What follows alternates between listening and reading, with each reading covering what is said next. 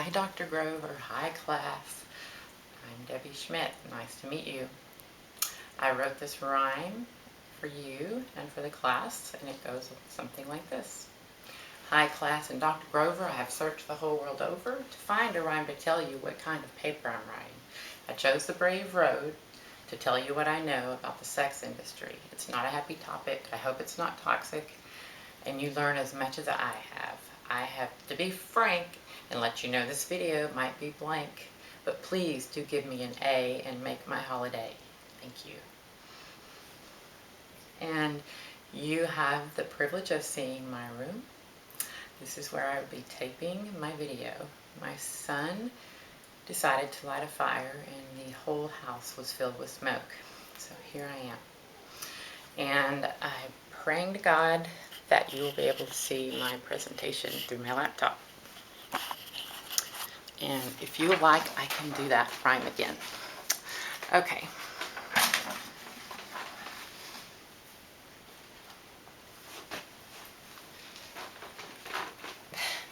I don't think you're going to be able to see it, but I'm going to try my best. And I'm going to bring this up closer if you need me to. So, I started out in talking about prostitution, a crime, in the United States is one of the few highly industrialized nations that still defines prostitution as a crime. And that comes from Kindle 2013. And there is so much controversy surrounding prostitution and the sex industry.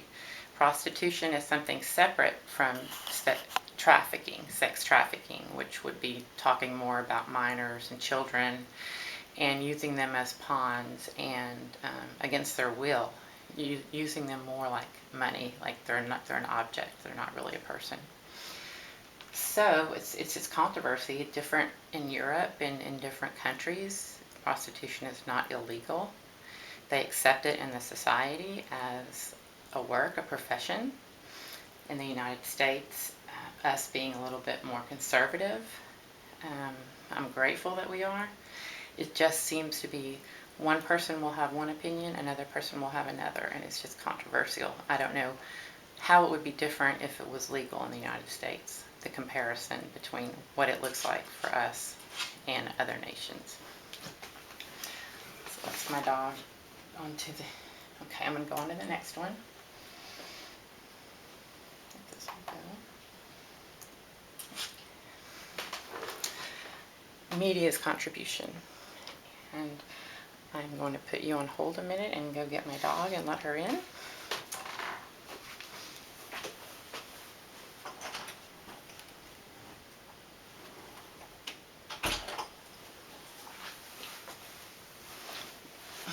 Okay, sorry about that. Valentine, do you want to come say hello? Okay. Okay, what I'm going to talk about here is media's contribution to actually fueling on the sex industry and pornography. Hope you can see that. And what I see in media, like I talked about movies like Pretty Woman, they glamorize being a prostitute or working in the sex industry. It looks like fun. You get to wear makeup, you get to wear nice clothes, nice jewelry, and you get all this attention from men. And you get wined and dined. And also at the very end of the movie, a Pretty Woman, he comes and picks her up and swifts her away. So it's very misrepresented in media. Also, there's movies that talk about pimps and how they're very powerful and they've got all this jewelry on and purple coats and whatever, and the women are just serving him. So it really starts out giving bad idea, the wrong impression to children, to teenagers, and even young adults, and even people in general. And that's to sell money at Cinemark, at the movies. As you can see, my dog is out also doing a performance. So also I think this can perpetuate eating disorders, because they think that a woman needs to be thin and beautiful, and they're portrayed in the movies as beautiful, thin, short little skirts, and they look at sex as a form of entertainment, and certainly as a way to make lots of money. And money is worth the price of self-respect. Obviously, it's not, but desperation will make us do many things that we wouldn't normally do. Okay. Why do people choose prostitution? Why do women choose prostitution? It's money, money, money. It's all about money. When they surveyed the women, it's like 90% was women. 90% the response was money.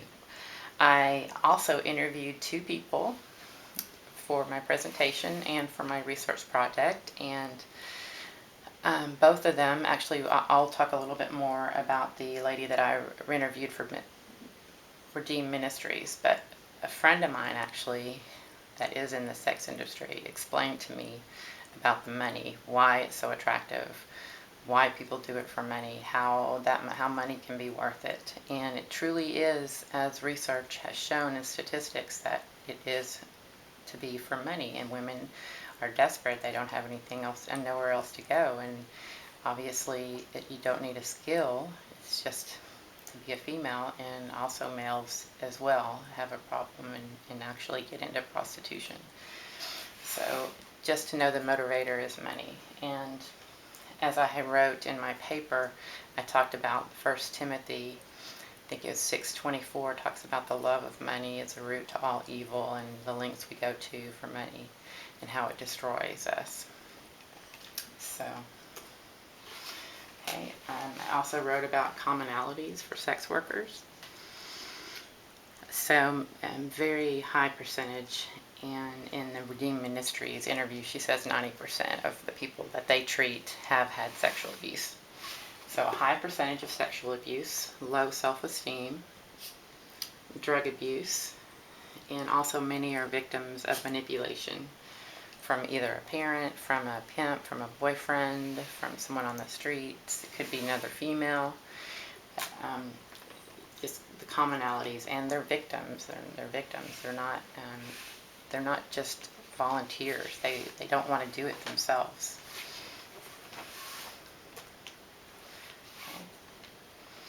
As a social group, people tend to view the sex industry as detrimental to society.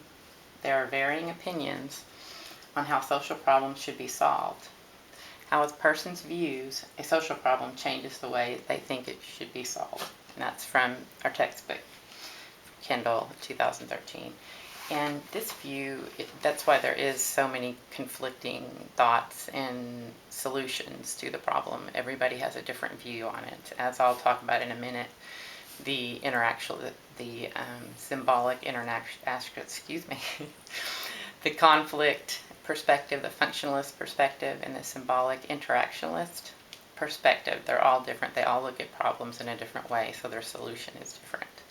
So what it talks about is each person, like as I said before, the United States looks at it differently than other countries. So it's all a matter of perspective. Here are the sociological perspectives I was talking about and trying to say the word. And we have the functionalist perspective. The presence of a certain amount of deviance in society contributes to its overall stability. So the functionalist perspective actually sees it as something that balances out society, which I think is rather odd, but that's one perspective, to think that it keeps the norms in balance, that a certain amount of deviance is good for the society. And then the symbolic interactionist perspective. We define any situation according to our own subjective reality, and I tend to be more in this perspective here, and as far as the solution, because each of us has had a different experience. We all grew up differently. We all see things in a different light. Some may not be that judgmental or think harshly of the sex industry or see how it's damaging. It's all a personal point of view, and that's why I said before there are so many conflicting just ideas, solutions, can get very, very heated when people come together with all of the opinions and all of their backgrounds. And this focuses on interacting with people. It's more interactionalist. And then the conflict perspective is more from a capitalist perspective, and a conflict between the power of wealth of the, usually it's males that are white in the white race, how they want their morals to everybody else to live up to their standard. So it says how the powerful enact their moral beliefs into law. Groups in society are always in conflict involving the allocation of power, wealth, and other scarce resources. And this tends to be the rich, that they get to affect government and law the most. They have the most say because of the money and the wealth and the power that they hold. So it's like a capitalist society where they get to spread out what they believe on everyone else. So it's a battle of that power. And then I looked at the solutions. Sociological solutions and the different perspectives. The functionalist is the conservative solution. They look at it again in a positive light, that it offers sexual gratification, and it helps keep people from doing more larger crimes, like satisfying their sexual needs that they can't get other places. That this can be some kind of positive to save them from acting out in other ways, which I also think is odd. From a religious conservative, threats to moral values on society. So obviously they've got the conservative side, which as a Christian that we hold the view that it is very detrimental. The symbolic internationalist solution focuses on the on the people who produce and demand what is their interaction, viewed through their own moral point of view, and that's as I had spoken before. Seeing the solution, looking at more what motivates the people to go into the sex industry, what motivates the people who seek out the sexual, to pay for prostitution, pay for sexuality.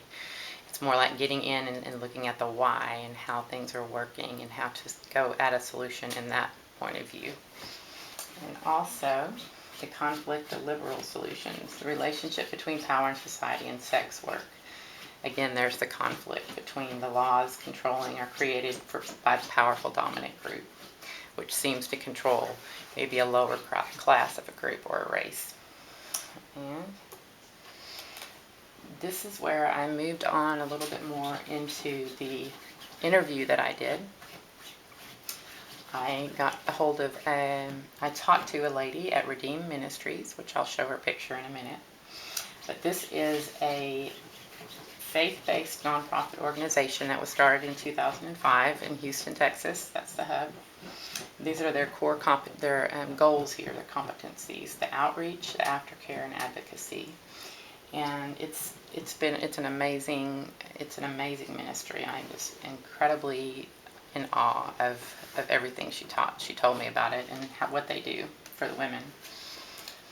And this is one of their campaigns they did to raise money. It's all donation-based, nonprofit.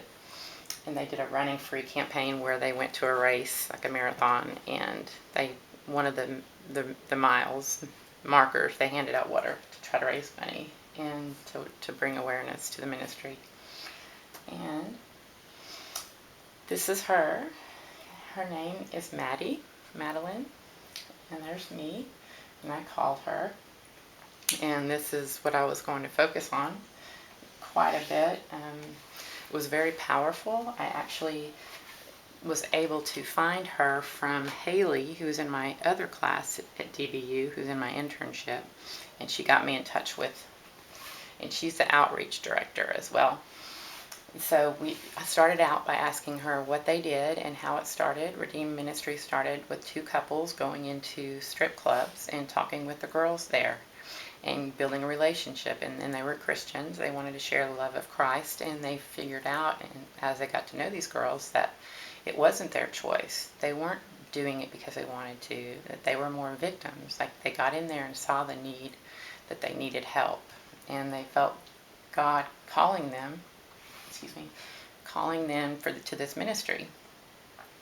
So they actually built these relationships, and the women were willing to leave the sex industry, but they didn't have anywhere to put them.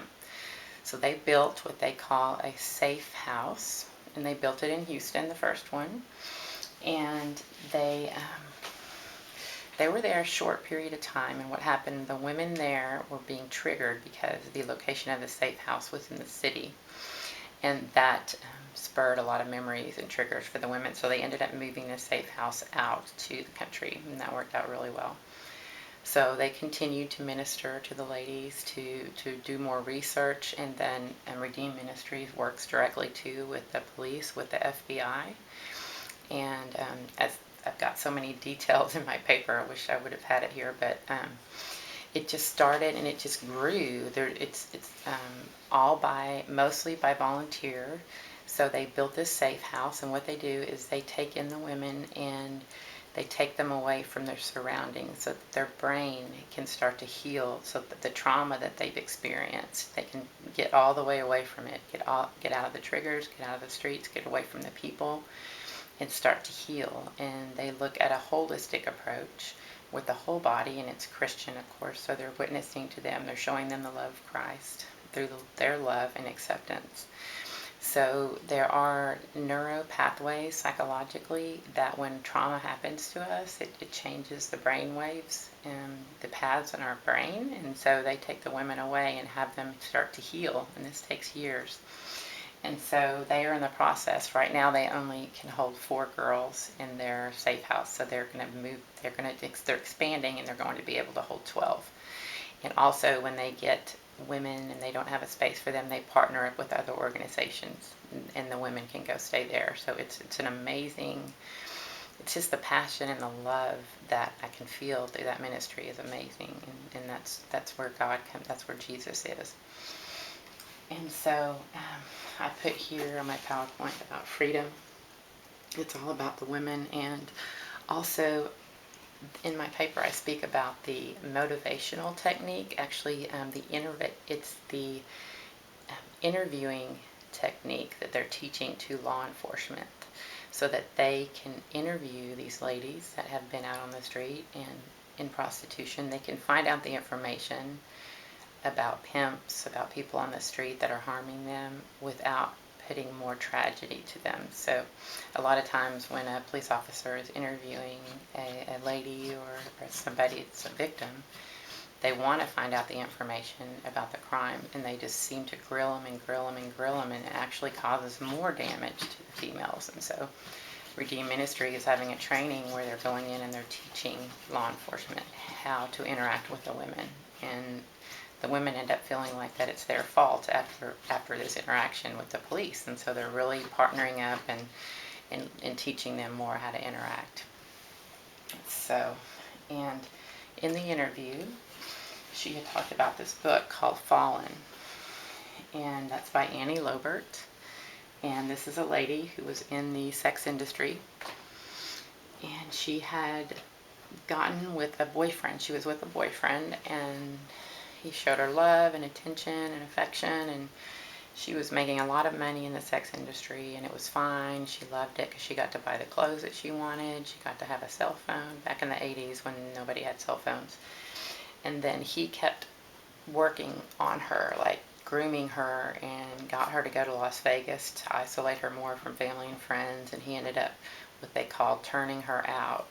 And so he beat her into submission. And so she tells her story, and she's an advocate now, and it's just an amazing book, Maddie tells me, and it just looks amazing.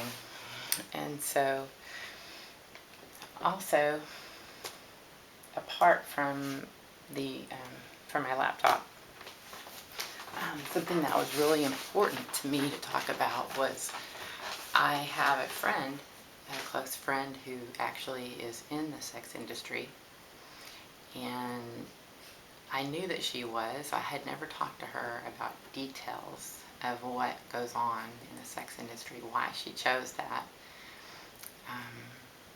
why she stays in it, and what we can do as a society to help, to support women to not go in that direction. And what came out of the interview, again, was surprising to me, is the motivation was still money, and it's just still boggling to me. She told me that she made about $150,000 a year, and that was without taxes. So she said that she was able to provide for her family, for vacations, for nice things, for a nice place to live, that she got addicted to the lifestyle, it sounds like.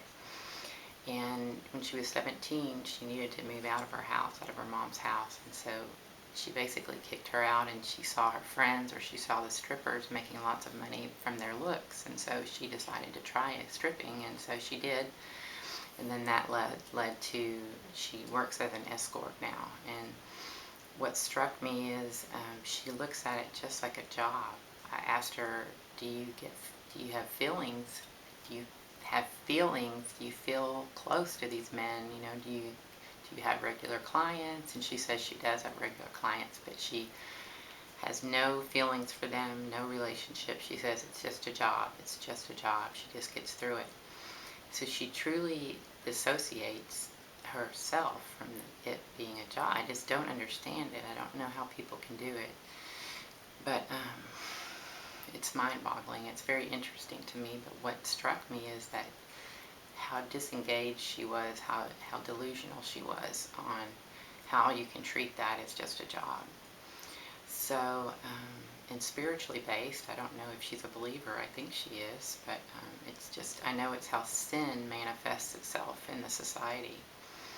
And me, working as a social worker, come to understand how the social problems happen and how I can contribute to making a difference where God's calling me to be. And on a biblical perspective, I know that Jesus talked to many prostitutes, and there's so many references in the Bible to prostitutes. And to me, the solution is to love them where they're at and lead them to Christ, lead them to help, lead them to a safe house, meet their needs that they need, but to get them off the streets.